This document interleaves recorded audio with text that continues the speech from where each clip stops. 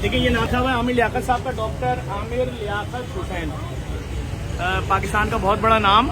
और 2003 में अगर देखा जाए, जिस वक्त मजहबी इंतहा पसंदी उरूज पे थी, उस वक्त तमाम मसालिक के उलमा को जियो पे आलिम ऑनलाइन में लाइव बैठाना और एक मोहब्बत का बयानिया देना, और बड़ा काम किया और बहुत हार्ड नैरेटिव पे काम किया और स्टैंड लिया, राज किया मीडिया के ऊपर। उर्दू के हवाले से बड़ी खिदमत थी, मीडिया पे बड़ी खिदमत थी, सियासी हवाले से बड़ी खिदमत थी। लेकिन अगर जिंदगी के किसी एक मरहले में आके कोई शख्स डिप्रेशन में आ जाए, टेंशन में आ जाए, किसी प्रॉब्लम में आ जाए, तो क्या माशरे को उसकी पर्सनल जिंदगी की वीडियो चलाने का हक था?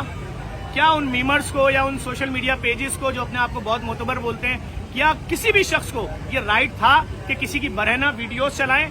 और उसके बाद जब वो शख्स आगे माफिया मांगे, हाथ जोड़ के बोले खुदा के वास्ते मुझे जीने दो, मैंने तो अपने कपड़े कभी जिंदगी में नहीं उतारे थे तुम्हारे सामने।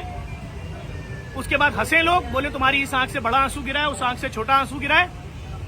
तो आज जो वो शख्स चला गया, तो वो मीमर जिन्होंने उनकी बरहना तस्वीरें लगा के पैसे कमाए यूट्यूब फेसबुक से, आज किस मुंह से आप शौक की पोस्टें लगा रहे हो? भाई जीने का हक ही नहीं दिया आपने।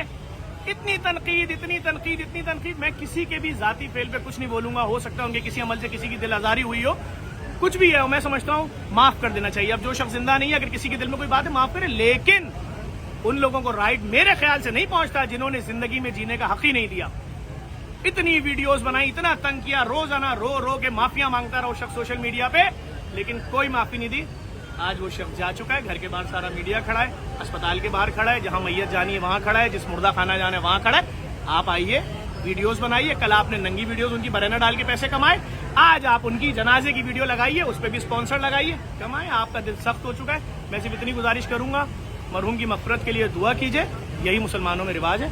और उनकी मैं समझता हूँ सारे उनके लवाहिकीन हैं जो कुछ भी जमा होंगे हैं, और उनके जो आखिरी रसूमात हैं तजदीद व तकफीन, वो ऐसे तरीके से अंजाम दी जाएंगी।